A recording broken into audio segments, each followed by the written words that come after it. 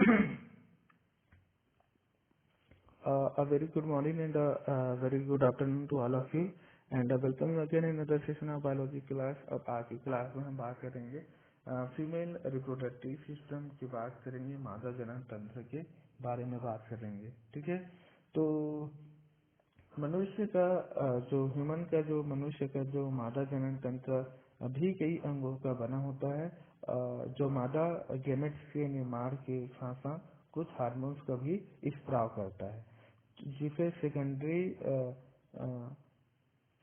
Secondary sex organs या तो फिर इसमें जो सेक्सुअली जो फीचर्स बनते हैं, और साथ में इसमें गर्भ धारण करने के लिए यूट्रस तैयार होता है। गर्भ पतन या इसमें बहुत सारे और क्रियाओं का भी यहाँ पे कंट्रोल किया जाता है। ठीक है, और मादा जनन अंग के अंदर ही भ्रूण का विकास होता है, पोषण भी होता है वहाँ पे। और मादा जनन तंत्र में अंडाशय जो होते हैं उसको प्राइमरी सेक्स ऑर्गन्स कहा जाता है। ठीक है, और शेष जो अंग होते हैं वो एक सहायक अंग होते हैं। ठीक है, तो चलिए स्टार्ट करते हैं हम। तो मादा जनन तंत्र जो होते हैं, ठीक है, इनका जो मेन जो बोल सकते हैं, ये जो ओवरी जो होता है, ये एक प्राइमरी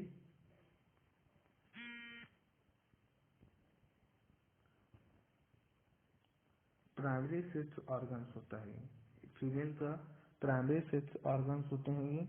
ठीक है, ओवरी जो होते हैं ये आप डायग्राम में यहाँ पर देख सकते हैं। ठीक है, ये जो ओवरी होते हैं ये, ठीक है, ओवरी जो अंडाशय कहा जाते हैं, और ये स्त्री में एक जोड़ी, ठीक है, स्त्री में ये एक जोड़ी होता है, एक बादाम के आकार के होते हैं, और उदर गुहा के निचले भाग में, ठीक है, ये वाले जो हिस्सा जो होता है एक्चुअली एक उदर गुहा होता है। ठीक है, उदर गुहा कहा जाता है। और इस उदर गुहा के निचले भागों में ये गर्भाशय के दोनों तरफ आप बोल सकते हैं कि ये वाला जो हिस्सा है वो गर्भाशय है, और इस गर्भाशय के दोनों ओर ये पाया जाता है। ठीक है, जोड़ी में रहता है, एक एक रहता है जोड़ी में। ठीक है, और ठीक है, तो ये अंडाशय, ठीक है, तो अंडाशय के बारे में एक लाइन ये है। ठीक है, अंडाशय जो होते हैं इसकी लंबाई देखी जाए, ठीक है, इसकी जो लेंथ होती है वो 4 सेंटीमीटर होता है। ठीक है, और इसकी जो चौड़ाई जो होती है वो 2.5 सेंटीमीटर होता है। ठीक है, और इसकी जो मोटाई जो होती है वो 1.5 सेंटीमीटर होती है। ठीक है, तो यहाँ पर जो मानव जनन तंत्र होते हैं, ठीक है, ये 4 अंगों का बना होता है। एक होता है अंडाशय, अंडवाहिनी, गर्भाशय और योनि। ठीक है, तो हमने अंडाशय के बारे में देखे कि ये प्राइमरी सेक्स ऑर्गन्स होते हैं, और ये प्राइमरी सेक्स ऑर्गन्स होते हैं, और ये उदर गुहा के निचले भागों में गर्भाशय के ये दोनों तरफ क्या होते हैं, ये स्थित होते हैं। और इनकी जो लंबाई जो होती है वो 4 सेंटीमीटर, इसकी जो चौड़ाई होती है 2.5 सेंटीमीटर, और इसकी जो मोटाई होती है वो 1.5 सेंटीमीटर होता है। ठीक है, ये हुआ जनरली इसके बारे में। और इसका जो मेन यहाँ पर 2 हार्मोन्स स्रावित करता है, ये जो ओवरी जो होता है।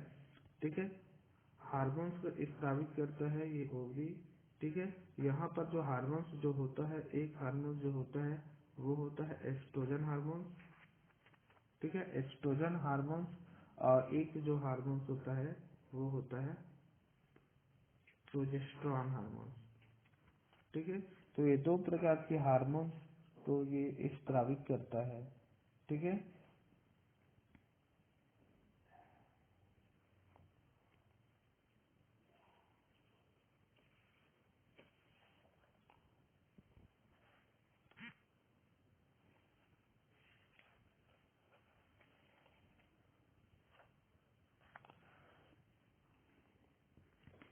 बाकी ये सब हार्मोन्स के बारे में ऑलरेडी आप क्लास में ऑलरेडी पिछले वाले क्लास में देख लिए हैं, तो ज़्यादा इस बारे में और बात नहीं करेंगे।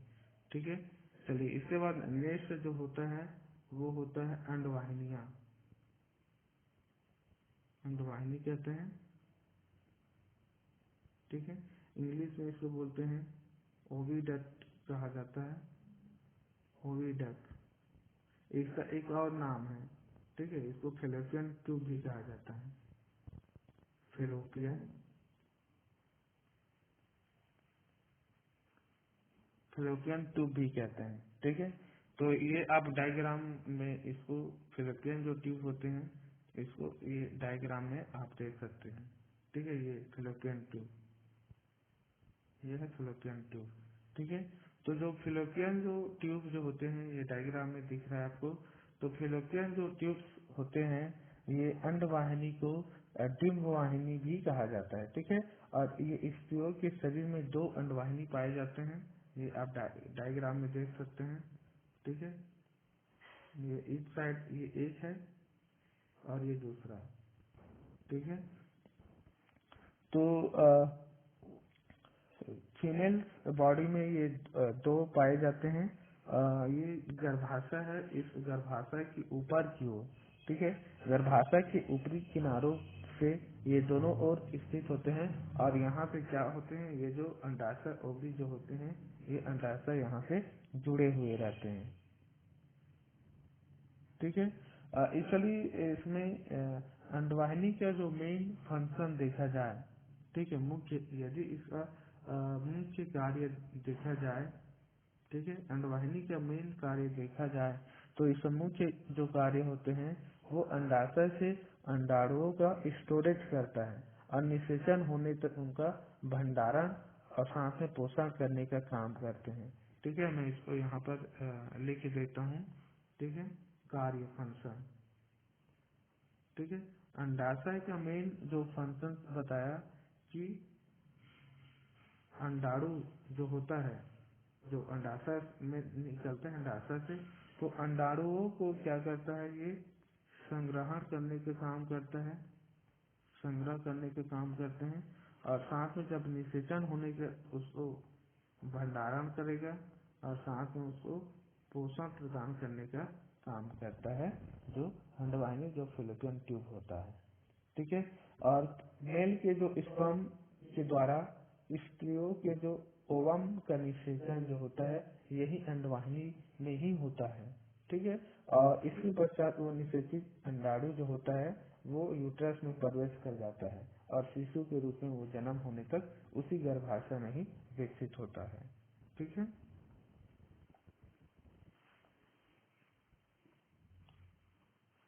तो समझ गए कि निषेचन की जो प्रोसेस होती है यही भी होती है। ठीक है, निषेचन मतलब यहाँ पे बोल सकते हैं, ये दूसरा नाम भी दे सकते हैं, निषेचन।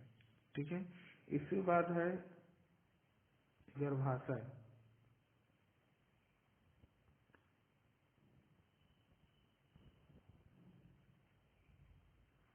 ठीक है, गर्भाशय जिसे यूट्रस कहा जाता है। ठीक है, तो जो गर्भाशय जो होता है, ठीक है, एक डायग्राम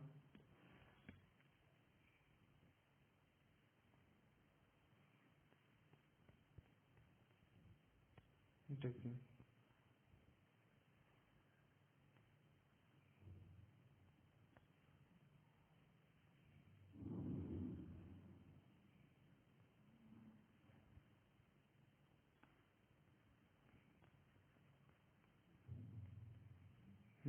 तो हम बात करते हैं गर्भाशय। ठीक है, यूट्रस कहा जाता है और यह गर्भाशय जो होता है खोखला होता है, मस्कुलर जननांग होते हैं जो स्त्रियों में पाए जाते हैं।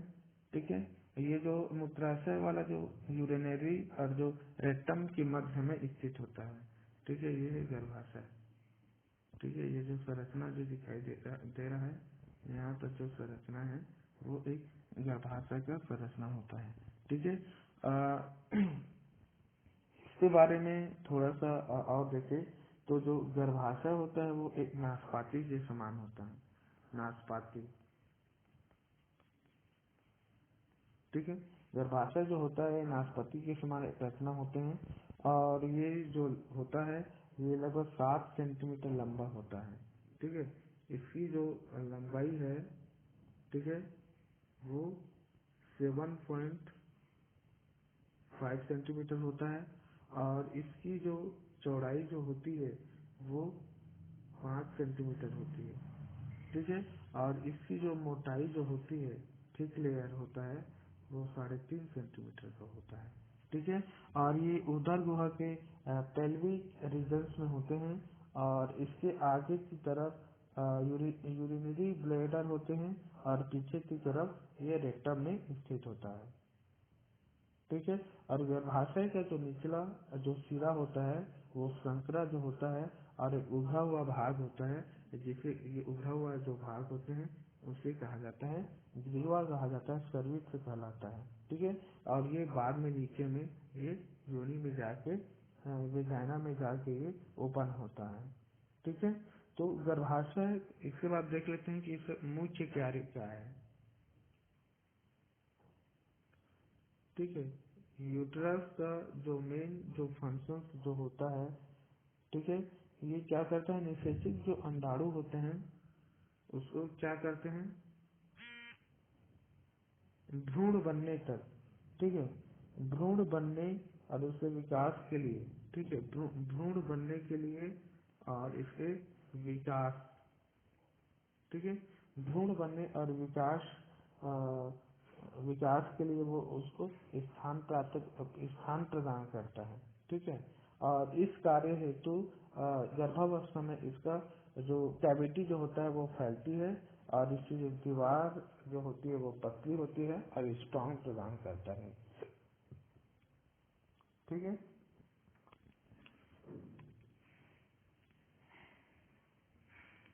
इसके बाद है वेजाइना। ठीक है, जिसको हिंदी में योनि कहा जाता है। ठीक है, ये इसके लिए डायग्राम आप देख सकते हैं यहाँ पे।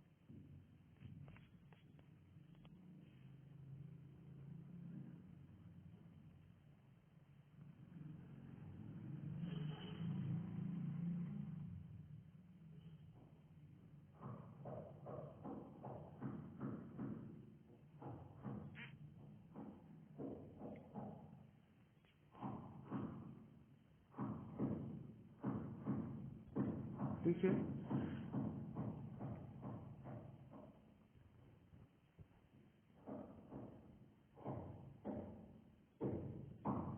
तो हम बात कर रहे थे योनि। ठीक है, जिसे वेजाइना कहा जाता है।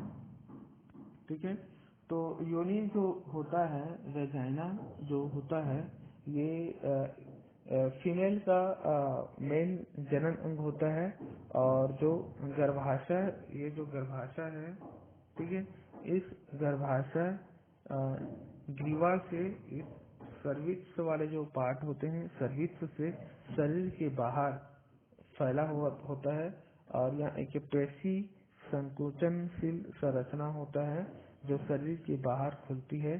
ठीक है, जिसे कहा जाता है ये वेजाइना कहा जाता है। ठीक है, ये वेजाइना कहा जाता है इसको। ठीक है,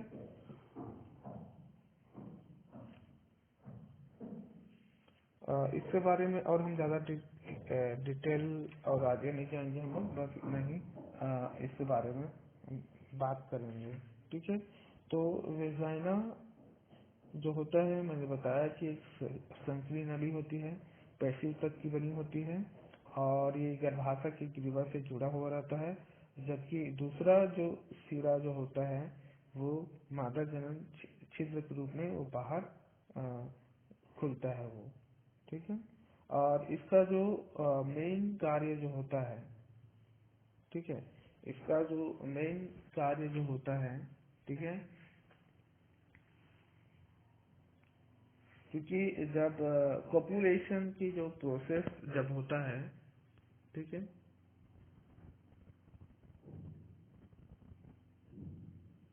जब पॉपुलेशन की जब प्रक्रिया जब होता है, तो जो पेनिस जो होता है, ठीक है, जो पेनिस जो होता है वो इसी वेजाइना के अंदर ही ये इंटर करता है, प्रवेश करता है।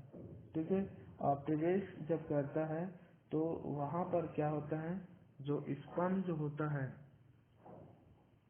ठीक है, जो स्पर्म जो होता है उस स्पर्म को क्या करता है, इस योनि के माध्यम से ये यूट्रस तक पहुंचता है वो। ठीक है,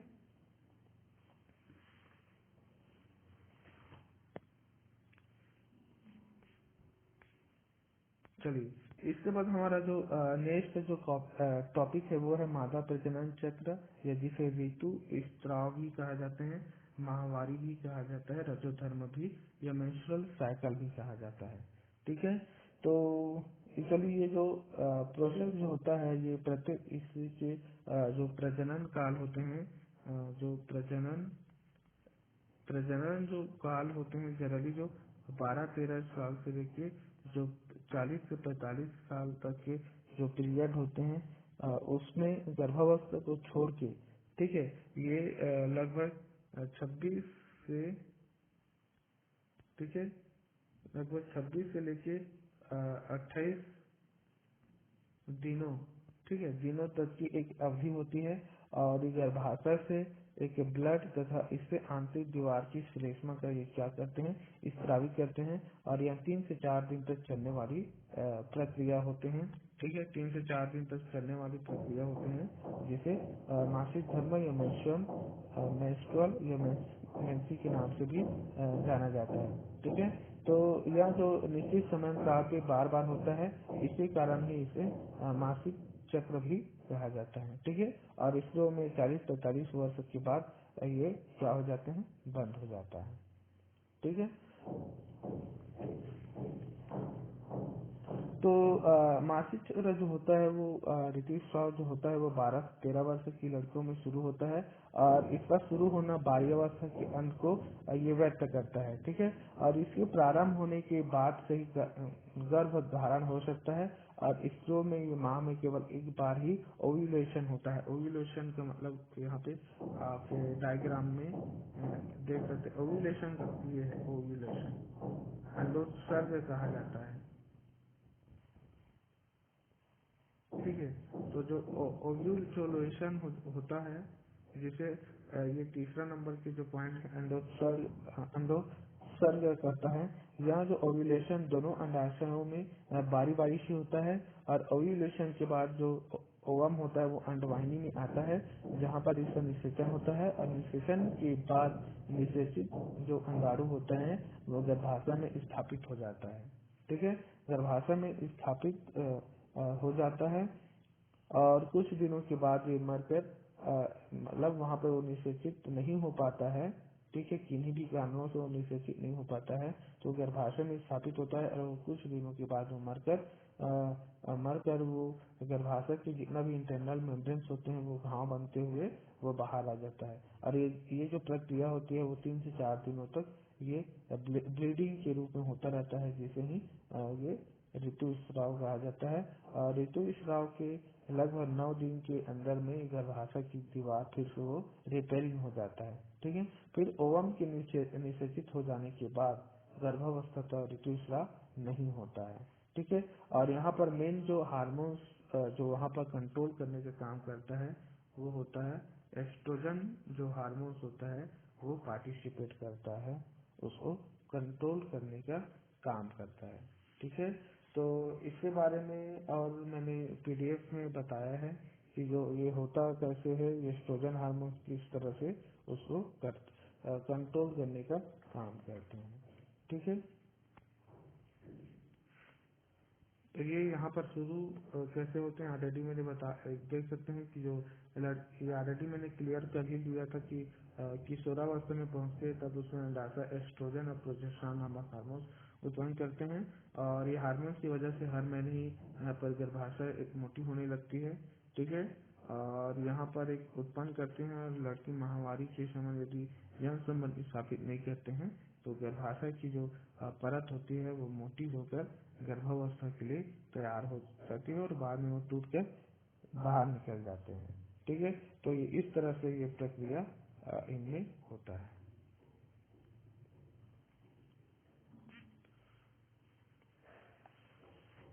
ठीक है, इसके बाद इसी वीडियो में मैं खत्म कर देता हूँ।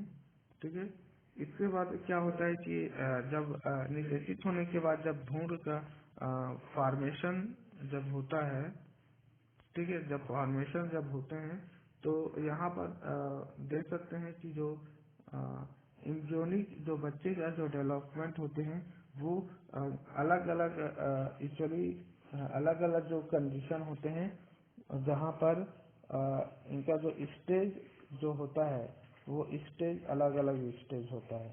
इनमें जब वृद्धि होता है, जब कोशिका विभाजन जब होता है, ठीक है, तो इनका जो होता है, आप इस डायग्राम में आप देख सकते हैं कि ये लगभग अलग अलग दिन से होता है। यहाँ पर पिलोट है, पहला दूसरा तीसरा, ठीक है, अलग अलग दिन होते हैं। यहाँ पर दिन और सप्ताह के रूप में वीक के फॉर्म में बनाया गया है। ठीक है, तो एक्चुअली क्या होते हैं कि जो सेल्स के समूह होते हैं और पहले दिन एक जो कोशिका होते हैं।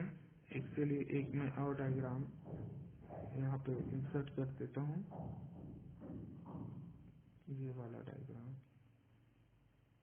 ठीक है, तो एक सेल जो होते हैं ये फर्टिलाइज जो सेल्स होते हैं वो 2 सेल्स हो जाता है। फिर ये 4 सेल्स जब सेल डिवीजन हो रहा है ना यहाँ पर, फिर यहाँ पर 8, 16 और बाद में ये ब्लास्टोसिस्ट बना लेते हैं, जहाँ पे बच्चे को ये चारों तरफ से ऐसा घेरा हुआ रहता है ना, वो ब्लास्टोसिस्ट होता है। ठीक है, तो यहाँ पर जो नजर जो आता है वो पांचवे जो दिन होता है। ठीक है, जो पांचवे जो दिन होता है वहाँ पर सेल्स के जो समूह होते हैं वो पहले दिन ही एक कोशिका की व्यास में कोई अंतर तो नहीं आता है, लेकिन ऐसे समय में आयतन में कोई फर्क नजर नहीं आता है, लेकिन फिर भी वहाँ पर एक मार्ग के रूप में एक संबंध स्थापित करते हैं जिसे वो प्लासेंटा कहा जाता है। ठीक है, क्या बोलते हैं, प्लासेंटा होते हैं। प्लासेंटा आपने ऑलरेडी पिछले क्लास में पढ़े हैं कि प्लासेंटा से ही माँ के शरीर से क्या करते हैं, संबंध स्थापित करते हैं और इनके अंदर की कोशिकाओं में बच्चे का पूरा शरीर भी बनता है। और इसी प्लासेंटा के जरिए ही जो बच्चे तक क्या होते हैं, जो भोजन होते हैं, पानी होते हैं, श्वसन की प्रक्रिया जो होती है वो सभी यहाँ पे माँ से बच्चे में ही ये पहुँचते हैं। ठीक है, तो इस प्रोसेस को बहुत टाइम लगता है और फिर वो 6वें सप्ताह तक पहुँचते पहुँचते बच्चों में वो मेल और फीमेल की अंतर संभव फिर भी नहीं हो पाता है उस समय। ठीक है, लेकिन उसका जो जनन अंग होता है वो 7वें सप्ताह से बनना शुरू होता है। ठीक है, याद रखना कि जो जनन अंग का बनने की जो प्रक्रिया होती है वो 7वें सप्ताह में ही ये शुरू होता है। ठीक है, लेकिन 7वें सप्ताह में शुरू हो जाते हैं, लेकिन इससे पहले क्या होता है, जो 4 से 5वें जो वीक होता है, ठीक है, चौथे जो 5वें वीक होता है वहाँ पर ब्रेन का फॉर्मेशन, ठीक है, स्पाइनल स्पाइनल कॉर्ड, मेरुरज्जु और जो आई होता है, ठीक है, हार्ट होता है, हृदय होता है, इन सभी को बनना शुरू हो जाता है और हृदय भी बनना शुरू हो जाते हैं। और किसी भी स्वास्थ्य केंद्र में यहाँ पर जाके यदि आप सोनोग्राफी होता है, ठीक है, सोनोग्राफी होते हैं, उस सोनोग्राफी के द्वारा हम गर्भ में पड़ रहे बच्चे में होने वाले परिवर्तनों को हम देख सकते हैं। ठीक है, तो गर्भ में लगभग ये 9 महीने का टाइम लेता है ये। ठीक है, कितने महीने का टाइम लगता है, 9 महीने का ये पूरा टाइम लेता है ये। ठीक है, तो फीटस जो होता है वो यहाँ पर 23 वीक होता है, 20 वीक है। ठीक है, इंटू मल्टीप्लाई 7 करेंगे तो ये 140 दिन जो होता है इसका ये फीटस वाला जो बनने में टाइम जो लगता है वो फीटस का है। ठीक है, लेकिन इसको पूरा बनने में 9 महीने का पूरा वक्त लगता है। ठीक है, तो 9 महीना जो वक्त होते हैं एक्चुअली टोटल इसमें 280 दिनों का समय होता है। ठीक है। तो 280 दिन जो होता है, मतलब बोल सकते हैं 280 दिन 728, ये 40 सप्ताह का समय लगता है। ठीक है। और इसे और तोड़ दिया जाए तो ये 9 महीना 10 दिन का समय है पूरा। ठीक है, 9 महीने 10 दिन का ये पूरे समय लेते हैं। ठीक है। आप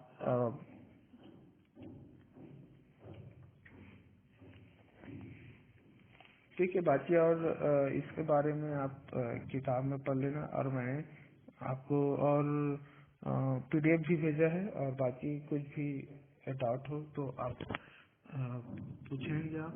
ठीक है। अब इसके बाद हम थोड़ा सा और देख लेते हैं। ये वाला जो पॉइंट है वो छूटा हुआ है। ठीक है। तो ये है वृद्धि। ठीक है। तो वृद्धि जो होता है एक्चुअली ग्रोथ का मतलब वही होता है कि जो जीवों का जो आकार होते हैं, शरीर का जो आकार होते हैं, स्वभाव होते हैं, आयतन वॉल्यूम होते हैं, वो धीरे धीरे एक निश्चित उम्र आने के बाद वो क्या होते हैं, बढ़ते जाता है। ठीक है। तो बढ़ते जाता है वो। ठीक है, उसे ही वृद्धि ग्रोथ कहा जाता है। ठीक है। तो आप यहाँ पर देख सकते हैं कि वृद्धि जो होती है धीरे धीरे उम्र बढ़ने के साथ साथ ये बढ़ते जाता है। ठीक है। और इनके नया अलग अलग अवस्थाएं होती है, जिसे बाल्यावस्था कहा जाता है, किशोरावस्था, और ये होता है एडल्ट स्टेज होता है। ठीक है। तो अलग अलग उम्र, जैसे कि बाल्यावस्था की बात की जाए तो ये 0 साल से लेकर 12 वर्ष के जो पीरियड होते हैं वो बाल्यावस्था होते हैं। और जो 13 से लेके ये 18 के पहले 17 तक की स्टेज होती है वो एडोलसेंस होती है। और उसके बाद हो जाते हैं 18 के ऊपर जो होते हैं उसको एडल्ट स्टेज कहा जाता है। ठीक है। तो इसमें भार जो होते हैं, वजन होते हैं, यहाँ पर वो बताया जा रहा है कि भार में चेंजेस किस तरह से होता है। ठीक है। तो भार में धीरे धीरे चेंजेस होता है, 10, 20, 30, 40, 50, 60, 70 तक के यहाँ पर वजन धीरे धीरे यहाँ पे बढ़ते जाता है।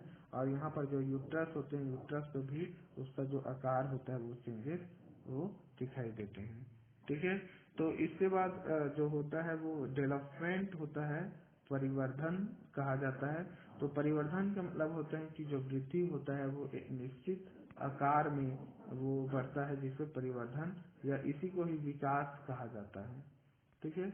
विकास या डेवलपमेंट कहा जाते हैं। अलग अलग अंग बनता है, और ये जो प्रोसेस होता है बहुत धीमी धीमी प्रगति धीमी क्रिया होती है, इनमें टाइम लगता है होने में। ठीक है। तो तो यहाँ पर यहीं पर ही मैं एक चीज होता है जो मैं छूट गया था, जो बताया था बाद में करूंगा, वो था पॉवर्टी। पॉवर्टी जो स्टार्ट करने वाला था यही था कि जन्म के पश्चात शारीरिक वृद्धि और विकास की प्रक्रिया में मानव में विभिन्न शारीरिक और मनोवैज्ञानिक परिवर्तन होता है, साइकोलॉजिकल चेंजेस और फिजिकल चेंजेस।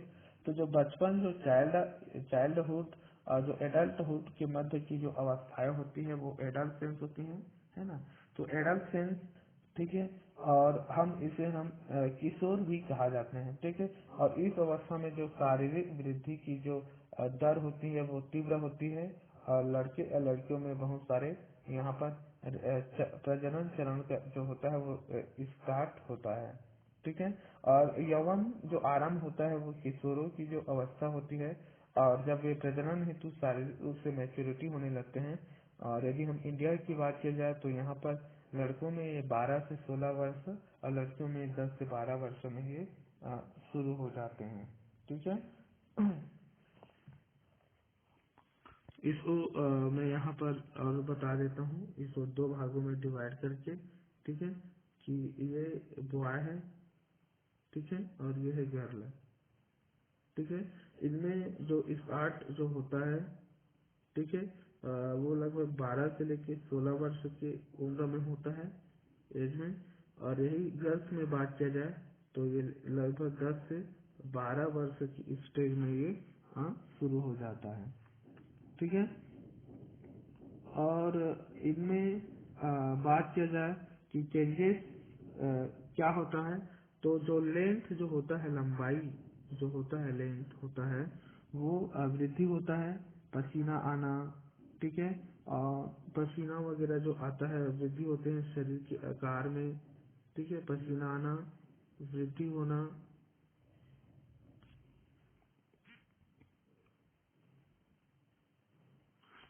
इसको अलग से मैं यहाँ पे कर रहा हूँ क्योंकि जगह की कमी हो जा रहा है। ठीक है, तो वॉइस की बात करें।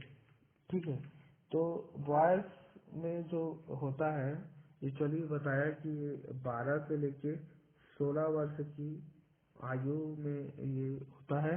और इनमें मेल के जो जनन अंग होते हैं वो डेवलप होते हैं, और इसी स्टेज को ही पबर्टी स्टेज कहा जाता है। और इस समय जो टेस्टोस्टेरोन जो हार्मोन्स होता है वो स्रावित होने लगता है। ठीक है, तो यहाँ पर जो सेकेंडरी जो सेक्सुअल जो कैरेक्टर जो होते हैं। ठीक है, जैसे कि आवाज भारी हो जाता है, आवाज भारी हो जाता है। ठीक है, जो चेहरों पर बाल आ जाता है। ठीक है, चेहरों पर बाल आता है। शरीर बलशाली हो जाता है। ठीक है, बलशाली होता है जो शरीर होते हैं। ठीक है, साथ में जो शोल्डर जो होता है, इसको कंधा कहा जाता है। तो जो कंधा होता है जिसे शोल्डर्स कहते हैं, तो शोल्डर्स जो होता है वो चौड़ा होने लगता है। ठीक है, चौड़ा होता है। और साथ में जो लंबाई होता है, इस लंबाई में क्या होता है, ये वृद्धि करने लगता है। शरीर की जो लंबाई होती है वो वृद्धि करती है। और साथ में यहाँ पर वीर्य बनता है। ठीक है, और यहाँ पर नाड़ुओं का निर्माण होता है। और साथ में विपरीत लिंग के प्रति यहाँ पर क्या होता है, आकर्षण होता है। ये सब इनका पुरुषों में ये एक स्टेज होता है। ठीक है, यही बात यदि हम गर्ल की बात करें। ठीक है, तो गर्ल्स में जो होता है ये 10 से 12 वर्ष के स्टेज में ये होता है। ठीक है, और ये 40 से 45 तक ये पहुंचता है। ठीक है, और यहाँ पर बहुत सारे लक्षण होते हैं। जैसे कि बात करें कि अ, स्तनों का उभार। ठीक है, स्तनों में ये उभारपन आता है ये। ठीक है, और आवाज जो होती है। ठीक है, आवाज पतली होती है। ठीक है, और साथ में जो एमसी जो होता है वो शुरू होता है। ठीक है, और आकर्षण होता है।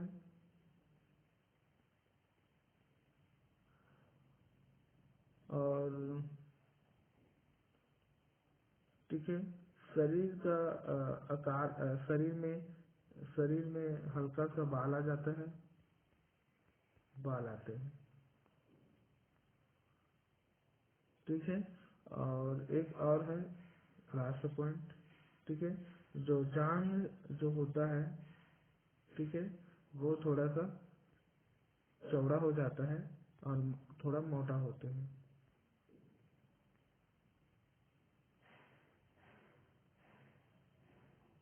ठीक है, और जो हिप जो होता है। ठीक है, वो थोड़ा सा बड़े हो जाते हैं। ठीक है, ये सब इनके लक्षण है ये। ठीक है, तो इस तरह से ये आपका टॉपिक खत्म हो गया। ठीक है, thank you for today's class. और आपको जो भी डाउट रहेगा आप पूछ लेना। ठीक है, थैंक यू।